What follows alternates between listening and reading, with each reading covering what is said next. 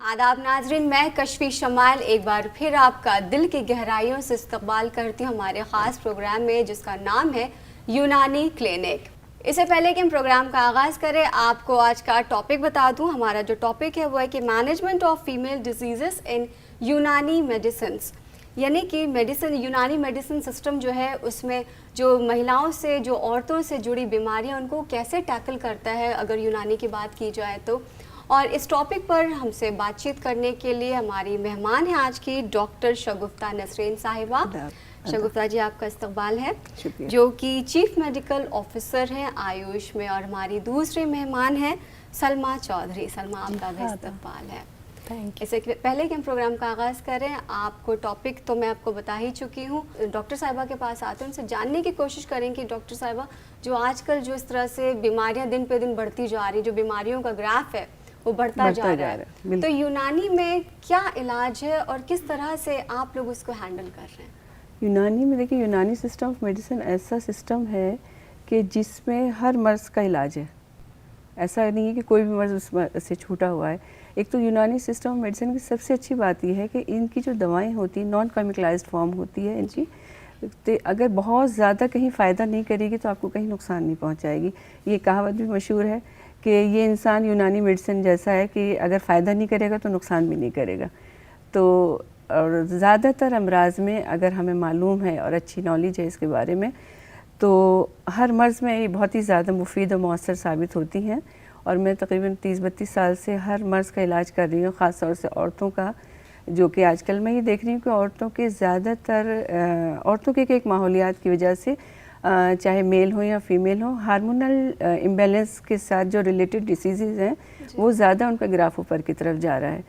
और हम सारी दवाओं, जितनी भी यूनानी मेडिसिन हैं, सारे अमराज का इलाज हम इनके ज़रिए करते हैं। तो क्या वजह, 32 सालों में आपने देखा होगा, 32 सालों से अब तक आपका इतना लंबा माशाल्लाह एक्सपीरियंस है जी, तो आपको क्या फ़र्क नज़र आया और क्या वजह समझ में आई कि बीमारी जो मेरी वजह समझ में आ रही है आजकल, जो हार्मोनल इम्बैलेंस की वजह से, जो मैंने आपको बताया पहले कि ये बीमारियाँ ज़्यादा इनका ग्राफ ऊपर जा रहा है, जैसे थायराइड हो गया, PCOD जो कि लेडीज़ में की एक डिसीज़ है जिसमें हार्मोनल इम्बैलेंस हो जाता है, जो कि जैसे ईस्ट्रोजन और प्रोजेस्टेरोन फीमेल हार्मोन होते हैं जो कि फ़ीमेल रिप्रोडक्टिव ऑर्गन्स को बैलेंस रखते हैं, जिसकी वजह से तमाम फीमेल जितनी भी एक्टिविटीज़ होती हैं, चाहे उसमें बच्चा पैदा करने की सलाहियत हो, दूध पिलाने की औरत की सलाहियत हो, या फेमिनिटी का अपना वो होता है, या उसकी ब्यूटी को वो करने की जो तमाम वो होते हैं, वो हार्मोन्स को बैलेंस रखते हैं। लेकिन आजकल ये हार्मोन्स हमारे जब डिसबैलेंस हो जाते हैं तो ये सारी चीज़ें सामने आती हैं। सबसे पहले हम छोटी उम्र से लेके चलते हैं लड़कियों को, कि लड़कियों में क्या क्या डिसीज़ होती हैं। सबसे पहले तो जब लड़कियां बड़ी होती हैं, प्यूबर्टी से बाहर आती हैं, प्यूबर्टी वो दौर कहलाता है जब लड़की अपने एक सने बलूगत की तरफ, यानी कि अपने बचपन को छोड़ के एक जवानी की तरफ कदम रखती है। तो उसमें कुछ हार्मोन्स होते हैं जो कि एडल्ट हार्मोन कहलाते हैं। ईस्ट्रोजन प्रोजेस्टेरोन का सिक्रीशन होने लगता है, जिसकी वजह से उसके अंदर, बॉडी के अंदर अपने डेवलपमेंट होते हैं जो कि एक फ़ीमेल ऑर्गन्स कहलाते हैं। उसके साथ साथ उसमें सबसे पहले जो होता है मेंसेस का होता है, मेंसेस रेगुलर। अगर मेंसेस रेगुलर नहीं है तो एक एबनॉर्मलिटी औरत के अंदर। मेंसेस हर माह, हर लड़की को जो कि 12 से 14-16 साल की है, नॉर्मल तरीके से अपने आप सिक्रीट होते हैं हार्मोन, और ये सिस्टम में आ जाता है उसके अलावा उसके अंदर कुछ जगहों पे हेयर ग्रोथ ही, जो कि हेयर ग्रोथ मेल और फीमेल दोनों में होती है। और उसके अलावा अगर उसमें थोड़ा सा भी डिसबैलेंस होता है तो सबसे पहले उसके चेहरे पे, हर किसी को नहीं होता है लेकिन सबसे पहले उसका चेहरा ख़राब होने लगता है, दाने आ जाते हैं, जिसकी वजह से छोटी उम्र की लड़कियां बहुत परेशान हो जाती हैं, आती हैं, डॉक्टर साहब हमारी स्किन ख़राब हो रही है, डॉक्टर साहब ये धब्बा आ गया, डॉक्टर साहब ये, तो ये किस तरह। तो इसके लिए हम बहुत ही अच्छी उम्दा दवाएँ हैं, और स्किन डिसीज़ में यूनानी में बहुत ही मौसर दवाएँ हैं, बहुत ही कारगर दवाएँ होती हैं। आपके दाने जो होते हैं, पिंपल्स जो होते हैं, उनको कंट्रोल कर लेते हैं फ़ौरन। उसके अलावा उससे जो धब्बे पड़ते हैं, स्किन ख़राब हो जाती है, निशान हो जाते हैं, कई बार अंदर को डीप वुंड्स भी हो जाते हैं, तो उसको ट्रीट कर देती है। क्योंकि वो हम सबसे पहले ब्लड प्योरीफायर्स देते हैं स्किन को, जो हमारे पिंपल्स हो जाते हैं लड़कियों में। अभी तो एक शॉर्ट में हम बात करेंगे कि हार्मोनल इम्बैलेंस की वजह से क्या क्या बीमारियाँ आजकल औरतों में हैं, ये लड़कियों में होती हैं। पिंपल्स हो जाते हैं, वेट गेन हो जाता है, हेयर फॉल बहुत ज़्यादा हो जाता है, थिनिंग ऑफ स्काल्प बहुत बार हल्के होने लगते हैं। फिर आपके पीरियड्स जब ज़्यादा थोड़ा सा बढ़ता है तो पीरियड्स इरेगुलरिटी हो जाती है, क्योंकि पीरियड्स की इरेगुलरिटी बहुत ही नामुनासिब होती है औरतों में, क्योंकि उसकी वजह से क्या होता है, आगे औरत जो है फर्टाइल नहीं रहती बच्चों को पैदा करने के लिए। जब तक वो सिस्टम हमारा पूरा सही नहीं रहेगा, अब मान लीजिए हम लोग चाय बना रहे हैं, चाय में हम चाय बनाएंगे तो हमें 2 कप चाय बनानी, तो उसमें हमें देखना होता है कितनी पत्ती डालनी है, कितनी चीनी डालनी है, कितना दूध डालना है, वो बैलेंस फॉर्म में होनी चाहिए। वही चीज़ हमारे बॉडी का सिस्टम होता है कि अगर हम वो चीज़ डिसबैलेंस हो गई तो वो सारा सिस्टम खराब हो गया। पीरियड्स का जो प्रॉब्लम है जी, मैं देखती हूँ कि आजकल बहुत जल्दी लड़कियों को पीरियड्स आ रहे हैं जी, वो क्यों, क्या वजह? 11-12 के थोड़ा, साल में हाँ, आजकल मैं देखती हूँ कई मरतबा 10 साल की ऐसी जी। मासूम सी पतली दुबली सी लड़की मेरे हाँ, पास आती है, उसकी माँ परेशान हो कि ऐसा डॉक्टर साहब कैसे इसको हो तो रहा है? ब्लीडिंग हो गया, कैसे हो गया। लेकिन क्योंकि थोड़ा सा मैच्योरिटी लेवल बच्चों का बड़ा है, थोड़ा सा एक्सपोजर बच्चों का बड़ा है, अच्छा। तो शायद ये उसका फ़र्क है, वही हार्मोन्स की वजह मतलब से। पीरियड हमारे मेंटल मेंटल उसके साथ बिल्कुल, हमारा जो मेन हार्मोन होता है वो पिट्यूटरी हार्मोन हमारे ब्रेन में होता है, वही सारा सिस्टम राजा कहलाता है। वो हमारे हार्मोन्स का ग्लैंड्स होते हैं जो कि सिक्रीट करते हैं हार्मोन्स को हमारी पूरी बॉडी में, अलग अलग जगह पे अलग अलग वो होते हैं। तो वही अगर थोड़ा सा हर वक्त बिज़ी, बहुत ज़्यादा स्ट्रेस आजकल है बच्चों में, बच्चों के अंदर क्योंकि एक्सपोजर बहुत ज़्यादा है, तो बच्चों को ये भी लगता है ये भी होना चाहिए, वो भी होना चाहिए, इन सब चीज़ों में स्ट्रेस में बच्चे रहते हैं, तो वो थोड़ा सा डिस्टर्बेंस होता है। मैं पूछना चाहूँगी मैम, सुनने में आ रहा है कि पीसीओडी में फ़ीमेल प्रॉब्लम्स बहुत ज़्यादा लड़कियों को हो रही हैं। पहले ये प्रॉब्लम्स जो थी 5% थी, अब 60% हो रही हैं। हाँ बिल्कुल। तो इसके लिए क्या ट्रीटमेंट है, हमें क्या परहेज़ करना चाहिए? हाँ, इसमें मैं आपको पूरा बताऊंगी। पीसीओडी जो प्रॉब्लम है आजकल, इसका ग्राफ बहुत ज़्यादा ऊपर जा रहा है। पीसीओडी है, थायराइड है, ये फीमेल के हार्मोन्स होते हैं। पीसीओडी सबसे पहले हमें जानने की है क्या चीज़, वही जैसे मैंने पहले बताया कि पीसीओडी एक औरत के अंदर एक ऑर्गन्स होते हैं, अंडकोश, मैं आम ज़बान में बताऊंगी, ओवरीज जो होती हैं उसमें एक ये 2 हार्मोन्स होते हैं, ईस्ट्रोजन और प्रोजेस्टेरोन, जो कि फीमेल हार्मोन होते हैं। ये थोड़ा सा ज़्यादा कभी कम बनते हैं। इसमें एक हार्मोन होता है औरत के अंदर, एंड्रोजन हार्मोन, जो कि मेल हार्मोन होता है, वो औरतों में थोड़ा ज़्यादा बनने लगता है, जिसकी वजह से औरत के कई मरतबा मैंने देखा है अपनी ज़िंदगी में, पूरी दाढ़ी औरत की देखी है, पूरे सीने पे बाल देखे जैसे मर्दों के होते हैं, जब उसका लेवल बहुत ज़्यादा हो जाता है। कई मरतबा बहुत सी उससे कंट्रोल नहीं होती मर्द है। का हार्मोन औरत में कैसे आ सकता है? थोड़ा सा होता है, अच्छा। थोड़ा सा लेवल फीमेल में होता है, लेकिन वो बहुत माइन्यूट सा होता है, लेकिन वो बढ़ जाता है औरतों में। और वो क्या होता है, फीमेल हार्मोन्स को डिस्टर्ब करके उस पर वो करने लगता है, तो वो तो सेम चीज़ें मर्दों में देखने को मिलती है, हाँ कभी बिल्कुल, फेमिनिन टाइप हाँ से वो बिल्कुल, behave उसमें करते हैं। तभी तो और जो मर्द हैं उसमें सीमेन जो उनका होता है उसमें वो हो जाती है, ख़राबी होने की मतलब वजह से जो बच्चे बेड नहीं हो वो पाते, होते हैं। क्योंकि बच्चा पैदा करने के लिए औरत और मर्द दोनों ही वो होते हैं, इक्वल होते हैं। जिस तरह से औरतों में डिसबैलेंस होते हैं हार्मोन्स, इसी तरह से मेल्स में भी होते हैं। उसकी वजह से उनका रिप्रोडक्टिव सिस्टम सारा डिस्टर्ब हो जाता है, जो स्पर्म काउंट होता है वो कम हो जाता है, उसकी जो एक्टिविटी होती है स्पर्म्स में। 2 चीज़ें हम देखते हैं जब हम किसी इनफर्टिलिटी का केस को डिफ़ाइन करते हैं या उसको ट्रीट करते हैं, तो उसमें क्या होता है, हम औरतों का एक अल्ट्रासाउंड कराते हैं, कुछ हार्मोन्स हैं वो हम कराते हैं। तो क्योंकि बच्चा पैदा के लिए मर्द और औरत दोनों ज़रूरी है, उसमें बहुत अक्सर और बेशतर ऐसा होता है कि मर्द नहीं आना चाहते हैं, वो औरतों का इलाज कराते रहते हैं, और पता चला कि औरतों का इलाज तो हो रहा है बहुत जगहों पे, और पता चला ख़राबी है निकली है मर्द के अंदर, तो वो थोड़ा सा कभी कभी उनकी शान में भी वो हो जाती है, नहीं आते कि नहीं मैं क्यों कराऊँ इलाज, तुम अपना इलाज कराओ। तो फिर मैं बुलाती हूँ प्यार से उनको और समझाती हूँ कि देखो औरत और मर्द हम दोनों जिम्मेदार हैं, ये हमारे लिए खुशी और एक हमें एक ऐसा तोहफ़ा मिलता है अल्लाह की तरफ से, जो हम दोनों की प्यार मोहब्बत का एक वो होता है। अगर हम एक दूसरे को कोऑपरेट नहीं करेंगे इस तरह से, तो हमें कैसे पता चलेगा।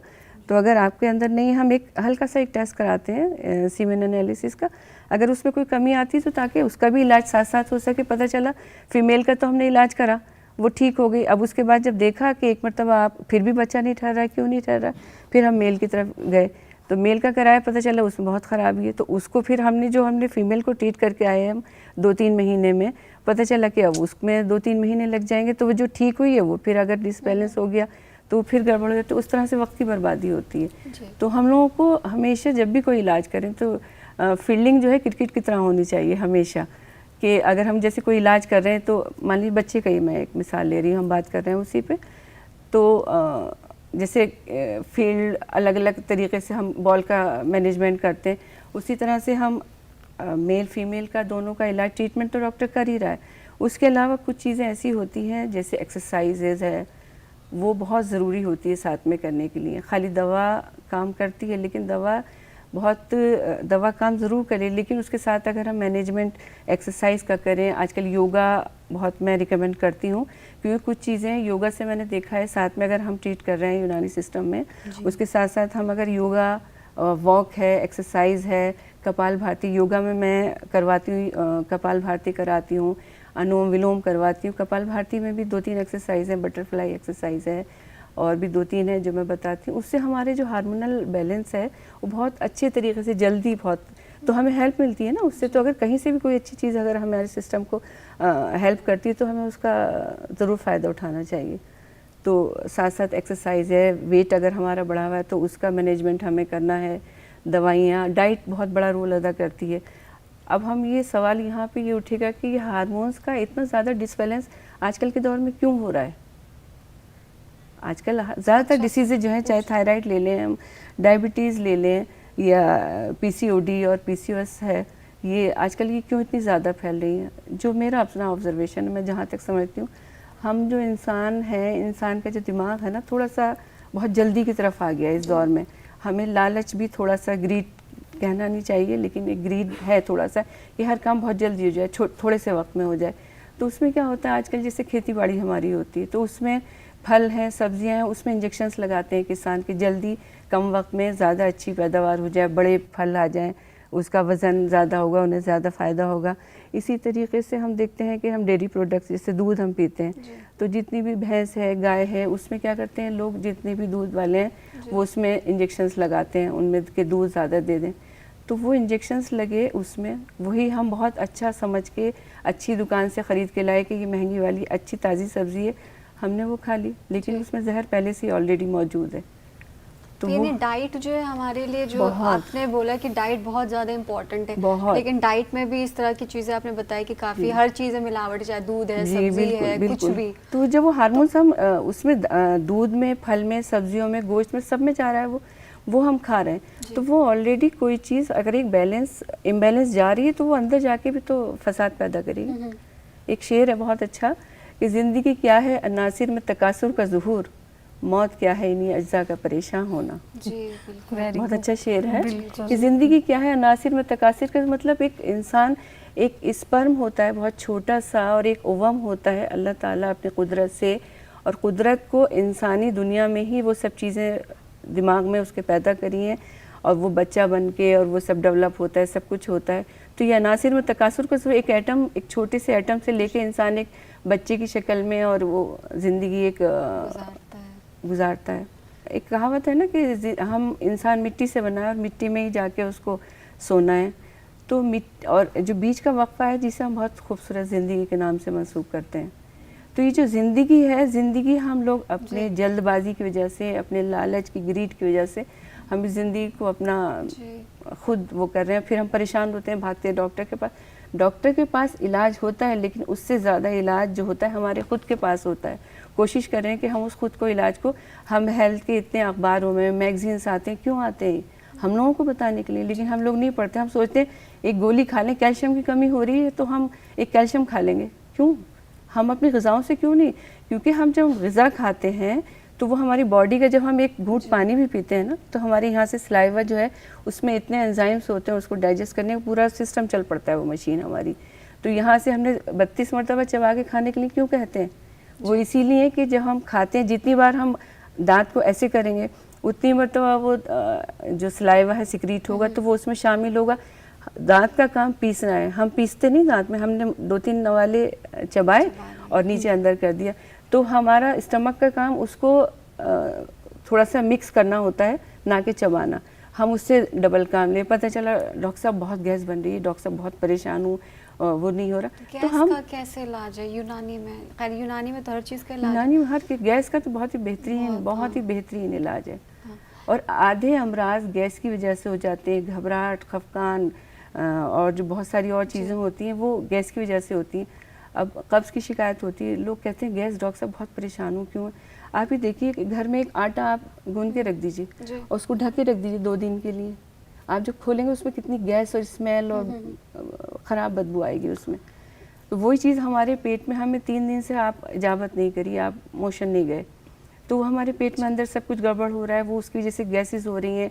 अब वो जब गैसेस होती हैं तो वो आते हैं और मैदा जो होता है वो उसको फुला देता है, क्योंकि एक बैलोनिक वो होता है ये सारा सिस्टम, उसको फुला के उस पर दबाव पड़ता है, फिर दिल पे भी, कोई कह रहा है दिल की बीमारी हो गई, कोई कुछ कह रहा है, कोई कुछ कह रहा है, आप परेशान हैं, आपको नींद नहीं आ रही, आप घबरा रहे हैं, और कुछ भी नहीं होता, आपका पेट साफ हो जाए, आपका सब कुछ ठीक हो जाता है। मैं अब आपसे एक और अगला सवाल करना चाहूँगी ज़रूर। कि आजकल का जो लाइफस्टाइल है और आजकल का जो यूथ है, जैसा आपने बताया कि हमें सब कुछ जल्दी जल्दी चाहिए होता है, हम भाग रहे होते हैं ज़िंदगी की रफ्तार में, तो एक तरह से जो यूथ की जो बात है, यूथ का जो प्रॉब्लम है वो मेजर प्रॉब्लम है डिप्रेशन, साइकोलॉजिकल प्रॉब्लम। तो यूनानी मेडिसिन में साइकोलॉजिकल प्रॉब्लम का या डिप्रेशन है, एंजाइटी है, बिल्कुल, इसका क्या इलाज है और यूथ इससे कैसे अपने आप को इस बीमारी से निकाले? हमारा सबसे पहले मैं यूथ से ही कहना चाहूँ, यूथ ने अपने आप को एक मोबाइल के और कंप्यूटर के अंदर कैद कर लिया है जी। हम कैदी हो गए, हम एक समाजी सिस्टम से हटते जा रहे हैं, एक सोशल लाइफ से हटते जा रहे हैं आजकल यंग जनरेशन जो होती। हालांकि डिप्रेशन, एंजाइटी पहले भी होता रहा है और होता रहता है, लेकिन अभी बढ़ गया है। अभी बढ़ गया है, यंगस्टर्स में बहुत ज़्यादा आ रहा है, क्योंकि यंगस्टर्स जब तक हम किसी से मिलते नहीं, बात नहीं करते, तो आपका आउटस्पर्ट ज़रूरी होता है, आपका बात करके आपके अंदर जो दिमाग में बहुत सी चीज़ें चल रही होती उसका बाहर निकलना बहुत ज़रूरी होता है। आप देखिए, आपका बहुत मूड ख़राब है, आपकी पसंद की कोई पसंदीदा दोस्त आ गई या कोई आपके पसंद का इंसान आपको मिला, आपने उससे बात करी, आप एकदम खुश हो जाएंगे और बिल्कुल एक अच्छा मूड हो जाता है। ये एक तरह से रिलीवर्स होते हैं जी। आप बात कर रहे हैं किसी से, तो एक तो सबसे पहले सोशल लाइफ थोड़ी सी ज़रूरी होती है, इस चीज़ से हम कैद से अपने आप को बाहर निकालें। दूसरा, एक जो एनवायरनमेंट है, थोड़ा सा हम बिल्कुल अपने बंद कमरों में बिल्कुल कैद होके रह गए, ताज़ी हवा ज़रूरी होती है। फिर कुछ खान पाने का जो मैंने आपको बताया कि उसका इफ़ेक्ट है सारा, तो इन सब, और सबसे जो यूथ में जो मैं देख रही हूँ आजकल जो स्लीप है, हम लोग एंटी क्लॉकवाइज हैं, ये सिस्टम को सबसे ज़्यादा ख़राब करने वाली चीज़ है। आपको क्लॉकवाइज अगर आप रहेंगे, आप रह के देखिए एक मरतबा, क्लॉकवाइज अगर रात को आप मगरिब के पहले हर मज़हब में, और पहले जो हमारा पुराना सिस्टम है आपने देखा होगा, सुबह एक 10 बजे 9 बजे तक खाना खा लिया, नाश्ता कर लिया, उसके बाद बीच में कुछ नहीं लिया, शाम में एक जब सूरज ढलने वाला होता था हम लोगों ने खाना खा लिया। हमें 7 और 8 बजे के बीच में हर हाल में खाना खा लेना चाहिए।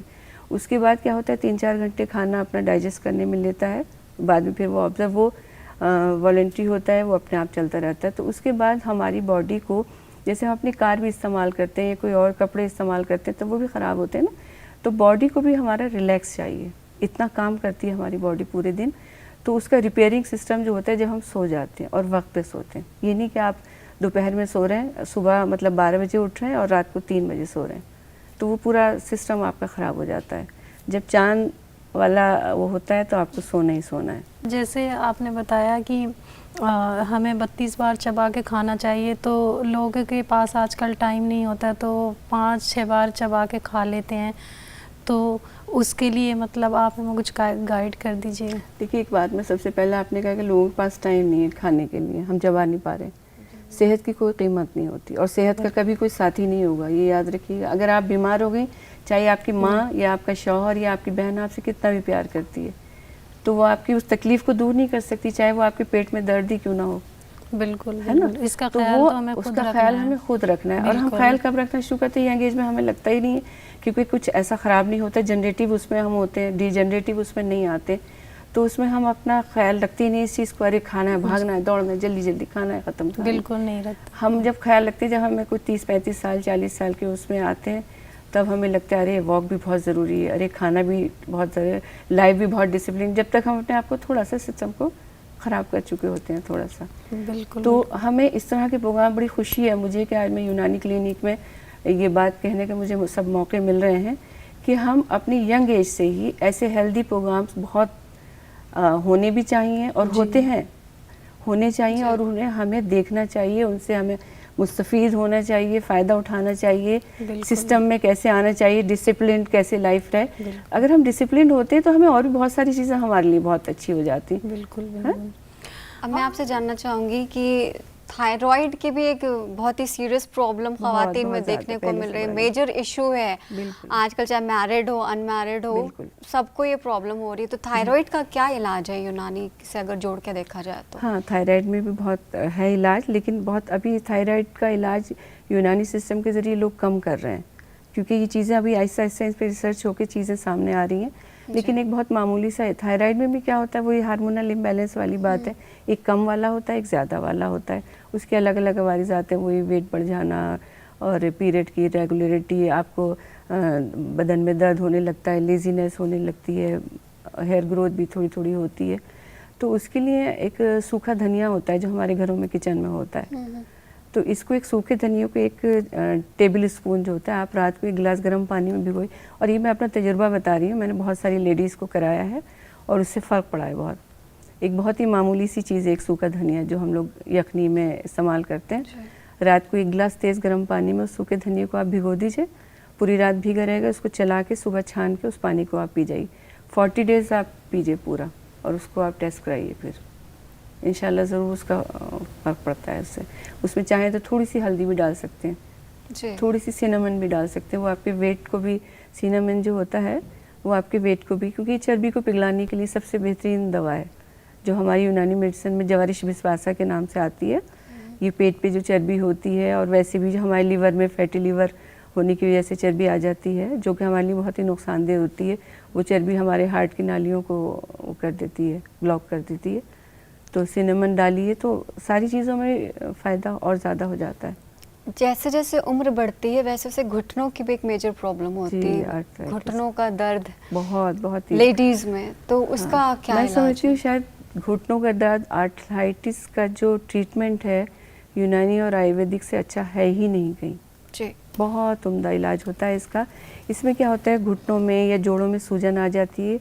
सूजन किस वजह से आती है, उसमें एक गंदा पानी अंदर जमा हो जाता है जिसकी वजह से सूजन हो जाती है, और आपके जो उसमें सूजन की वजह से इतना शदीद दर्द होता है कि आपकी मूवमेंट रुक जाती है, बिल्कुल आप कर नहीं पाते हैं, हाथ पांव टेढ़े होने लगते हैं, आप उन पे वज़न दे के खड़े नहीं हो सकते हैं, तो इतनी तकलीफ़ में हो जाती हैं। बूढ़ी औरतें आती हैं मेरे पास तो बेचारी चल नहीं पाती हैं बिल्कुल।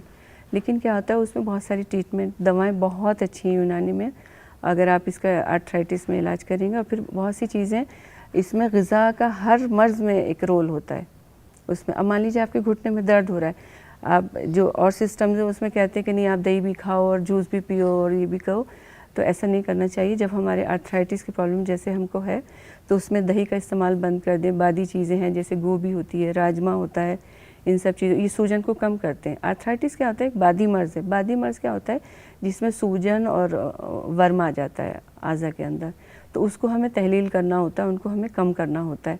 तो वो क्या होता है, हम जैसे हमने दवा शुरू की, आप एक्सपर्ट हैं, आपने अच्छे डॉक्टर हैं, आपने दवा दे दी, अब मरीज़ आके 15 दिन के बाद कहेगा कि डॉक्टर साहब कुछ ज़्यादा आराम नहीं मिला इस दवा से, आप कह रही थी ठीक हो जाएगा।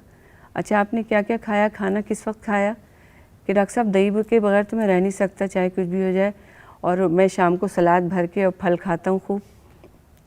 तो देखिए हमेशा ये याद रखिए, ये यूनानी सिस्टम का सबसे पहला वो है उसूल कि आप जब सनसेट, आपने देखा होगा रात को खाने के बाद कहते हैं कि आप वॉक करिए, और दोपहर में खाने के बाद कहते हैं आप आराम करिए। क्यों ऐसा, हमारा बॉडी तो वही है, सिस्टम वही है, बदन वही है।